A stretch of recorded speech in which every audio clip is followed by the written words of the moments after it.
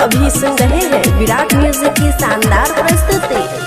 DJ बदल को जत्था डीजे वाला छोड़ा गे, डीजे बदल को जत्था डीजे वाला छोड़ा गे, डीजे के चक्कर में ये लो मिर्गी तोड़ा गे, डीजे के चक्कर में ये लो मिर्गी तोड़ा गे। इहे बात सागरो भेला वाला गे, इहे बात सागरो भेला वाला गे, डीजे के चक्कर में ये लो मिर्गी तोड़ा गे, डीजे के चक्कर में ये लो मिर्गी तोड़ा गे।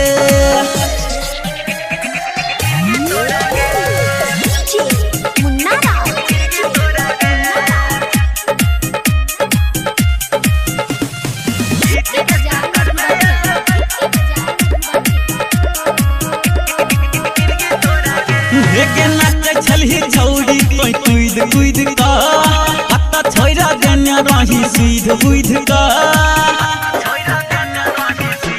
गेस नाना नाचे छलही छौड़ी कोई कूद कूद का पत्ता छोड़ा देने रही सीध बुध का माजा उठल का डीजे वाला छोड़ा गे, माजा उठल का डीजे वाला छोड़ा गे, डीजे के चक्कर में ये लो मिर्गी तोड़ा गे, डीजे के चक्कर में ये लो मिर्गी तोड़ा गे।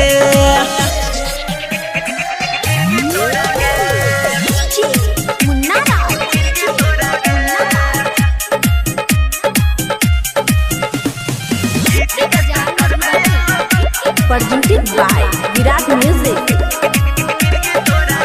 हेगे गाना सुना कोने तोरा भेलो बरदास, वॉल्यूम के संगे जब बढ़लोगे बस,